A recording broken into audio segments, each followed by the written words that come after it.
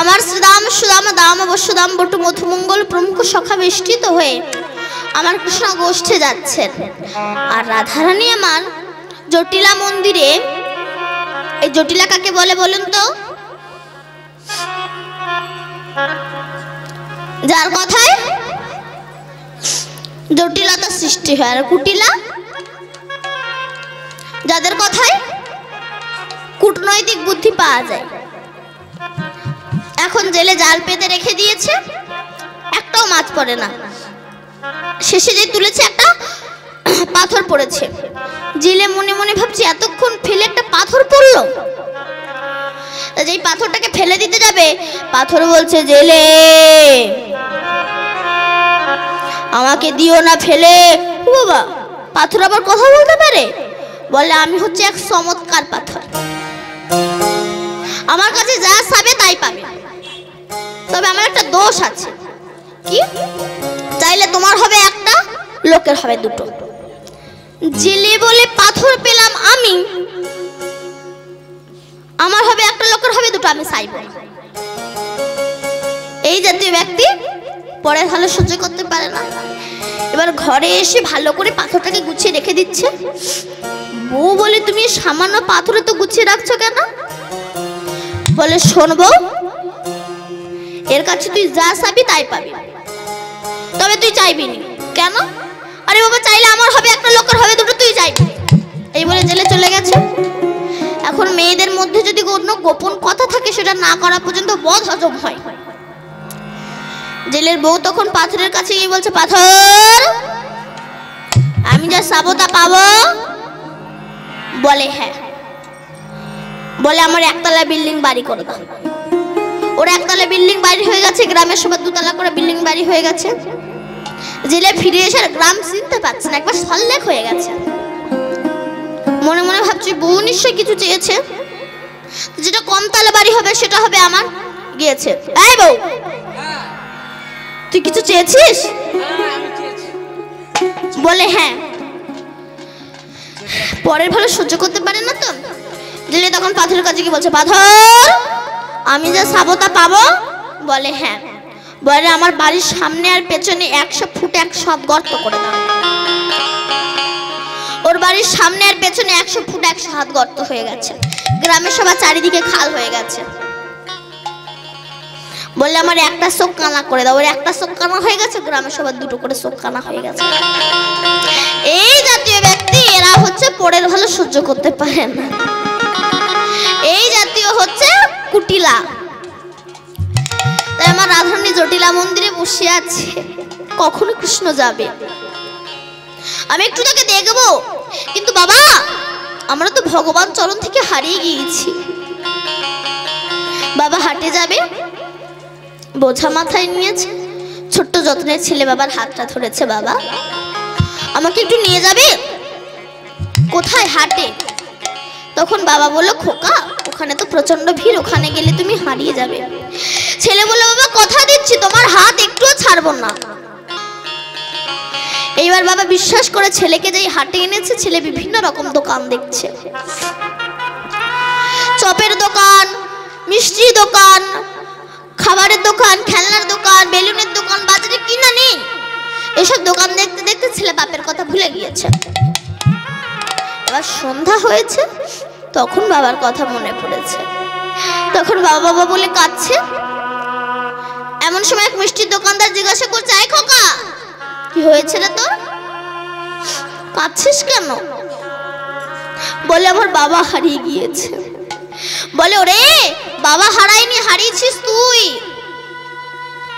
তুই এক কাজ কর, তুই এক জায়গায় দাঁড়িয়ে কাঁদ, নইলে তুইও তোর বাবাকে খুঁজে বেড়াবি, তোর বাবাও তোকে খুঁজে বেড়াবে, কেউ কাকে পাবে না।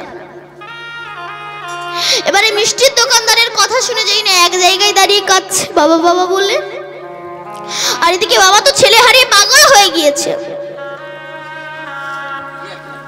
ছেলেকে খুঁজতে খুঁজতে দেখতে পেয়ে এসে বুকের ভিতরে ধরে, ভয় কি আনন্দ। বৈষ্ণব কবি তত্ত্ব দিচ্ছে, আমি আপনার যখন মাতৃগর্ভে থাকতাম, ওই কৃমিকীটের দংশন সহ্য করতে না পেরে, 32টা নারীর বন্ধন সহ্য করতে না পেরে ওই চামড়ার বাক্সের ভিতরে পুজ রক্তের ভিতরে থাকতে না পেরে আমরা বিশ্বপিতাকে কেঁদে বলেছিলাম, হে দয়াময়, একবার ভবের হাটে নিয়ে চলো না, এই যন্ত্রণা আর সহ্য করতে পারছে না। আমাদের বিশ্বপিতা বলেছিল, বাবা গো, ওখানে গেলে তো সবাই হারিয়ে যায়। সবাই বলেছিল আমার নাম করবে, কেউ আমার নাম করে না, তো তুমি যদি হারিয়ে যাও? আমরা কথা দিয়েছিলাম, হে বিশ্বপিতা, একবার ভবের হাটে নিয়ে চলো না। যত ভালো মন্দ খাই না কেন, যত গাড়ি বাড়ি ঐশ্বর্য হোক না কেন, কথা দিচ্ছি তোমার চরণ আমরা ছাড়বো না। রাধে। এইবার আমাদের বিশ্বপিতা আমাদেরকে বিশ্বাস করে যেই না আমাদেরকে ভবের হাটে এনেছে, আমরা বিভিন্ন রকম দোকান দেখছি। ছেলে একটা দোকান, মেয়ে একটা দোকান, স্ত্রী একটা দোকান, পুত্র একটা দোকান, সবাই একটা দোকান। এই দোকানগুলো সারা জীবন দেখছি আর অনুভব করছি।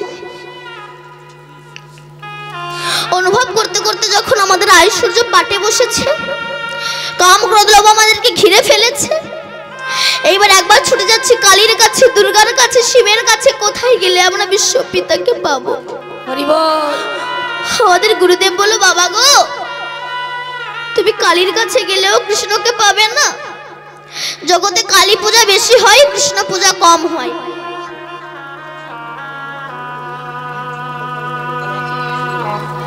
অনেকে বলে কালীও যা কৃষ্ণ তাই, তাহলে বউও যা শালীও তাই। ও তো সে শাশুড়ির মেয়ে। জগতে কালী পূজা বেশি হয়, কৃষ্ণ পূজা কম হয়। কেন না? কালী পূজা করলে নাকি পাঁঠার মাংস খেতে হয়। আচ্ছা, কালী পূজা করলে যে পাঁঠার মাংস খেতে, এটা কোন শাস্ত্রে লেখা আছে? এটা মন গড়া শাস্ত্র। রামকৃষ্ণদেব বলছে, ওরে, যিনি জগৎ জননী মা, সে কি সন্তানের মাংস খায় রে? কোন পাঠা বলে দিবি? তো হৃদয়ে 6টা পাঠা আছে। এরা কৃষ্ণ বিদ্বেষী। কাম ক্রোধ লোভ মোহ মদ মাৎসর্য, এই সব রিপুকে বলি দেয়, আর আমরা ছাগল বলি দিই। আমরা মায়ের কাছে পূজা করে বলি, মা ধনং দেহি, যশং দেহি, পুত্রং দেহি, বিদ্যাং দেহি, বুদ্ধিং দেহি। কি করে দেবে সে? তারই একটা কাপড় জুটে না। তত্ত্ব কি বলছে? ধনং দেহি। কোন ধন? মা, তুমি আমায় এমন একটা ধন দাও যে ধনের দ্বারা যেন আমি সাধু গুরু বৈষ্ণবের সেবা দিতে পারি। দেখবেন পয়সা জগতে সবার আছে, সবার পয়সা কিন্তু গোবিন্দ সেবায় লাগে না। যেমন সব ফুল গোবিন্দ সেবায় লাগে না। একই গাছের ফুল, কোনটা মারা হয়ে মরার গলায় গিয়ে শ্মশানে গিয়ে পুরো ছাই হয়ে যাচ্ছে, কোনটা বড়বধূর গলায় গিয়ে বড়বধূর গলায় যাচ্ছে, কোনটা ঝরে পড়ে যাচ্ছে, আবার কোনটা মালা হয়ে আমার রাধা গোবিন্দের গলায় গিয়ে দুলছে। যেমন একই গাছের ফুল, কোনটা মরার গলায় গিয়ে শ্মশানে গিয়ে পুড়ে ছাই হয়ে যাচ্ছে, কোনটা বড়বধূর গলায় যাচ্ছে, কোনটা ঝরে পড়ে যাচ্ছে, আবার কোনটা আমার রাধা গোবিন্দের গলায় গিয়ে দুলছে। একই পাল বসানো ঘর, কোন ঘটে মদ রাখা হয়, কোন ঘটে খেজুরের রস রাখা হয়, আবার কোন ঘটে মন্দিরে প্রতিষ্ঠিত হয়।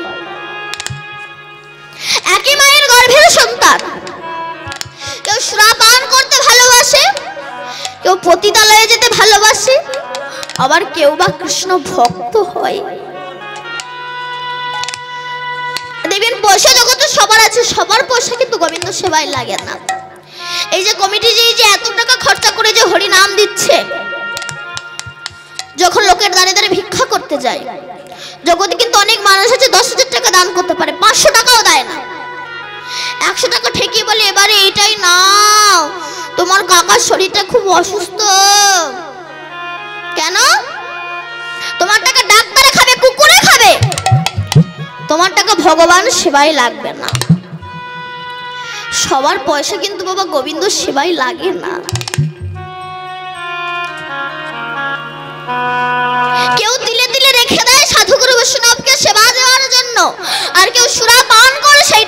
কষ্ট করে। রাধে তাই বিদ্যাং দেহি মা, তুমি আমায় এমন একটা বিদ্যা দাও যে বিদ্যার দ্বারা যেন আমি শাস্ত্র গ্রন্থ রচনা করতে পারি। পত্নীং দেহি মা, তুমি এমন একটা আমাকে পত্নী দাও সে যেন না বলে চলে একটু মিঠুন চক্রবর্তীর বই দেখে আসে, সে যেন বলে চলে একটু হরি নাম শুনে আসে। মা কালী উলঙ্গ হয়েছে, কোন উলঙ্গ? তিনি কামনা বাসনার বসন খুলে ফেলেছে, দিগম্বর দিককে অম্বর করে তিনি বসন পড়েছে। কামনা বাসনার বসন খুলে ফেলে মুক্ত অঙ্গে রাস্তায় রাস্তায় কৃষ্ণ বলে বেড়াচ্ছে। সেই মাকে পূজা করে বলো মা, তুমি যেমন কামনা বাসনার বসন খুলে ফেলে মুক্ত অঙ্গে রাস্তা রাস্তায় কৃষ্ণ বলে বেড়াচ্ছ, আশীর্বাদ করো মা আমিও যেন কামনা বাসনার বসন খুলে ফেলে মুক্ত অঙ্গে রাস্তা রাস্তায় কৃষ্ণ কৃষ্ণ বলে বেড়াতে পারি। মায়া মা আলতা পরে যে মায়া মা আলতা পরে যে মায়ে শিরে খপা এলো তো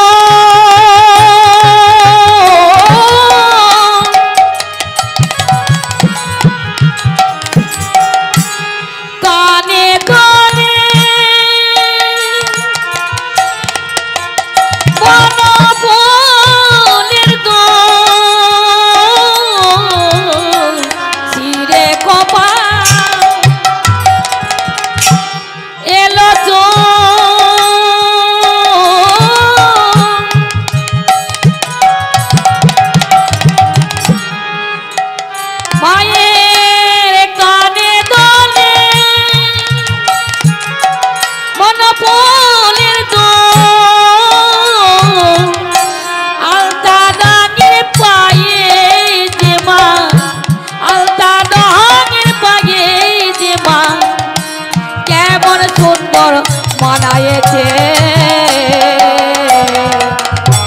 আলতা পড়েছে মায়া আলতা পড়েছে মায়া আলতা পড়েছে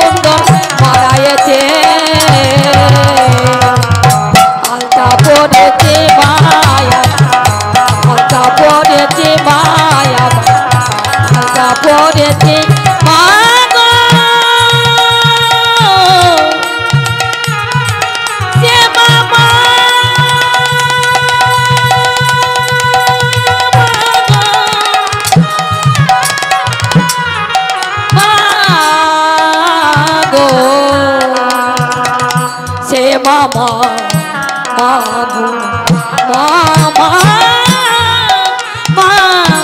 মাগো।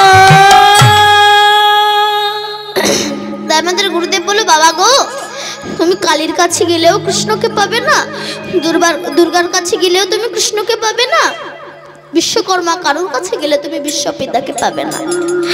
তুমি এক কাজ করো, এক জায়গায় দাঁড়িয়ে, তত্ত্ব কি বলছে, ভগবানের মূর্তির সামনে এক জায়গায় দাঁড়িয়ে তুমি কাঁদো,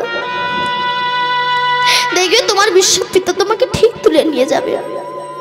এবার এই গুরুবাক্য শিরোধার্য করে যেই না এক জায়গায় দাঁড়িয়ে কাঁদছি, সেই সময় আবার এই বিশ্ব পিতা এই হারিয়ে যাওয়া সন্তানগুলোকে ধরার জন্যে, মায়ার ঝাঁটারাতি খাওয়া থেকে বাঁচানোর জন্যে বলরাম কি করেছে নিতাই,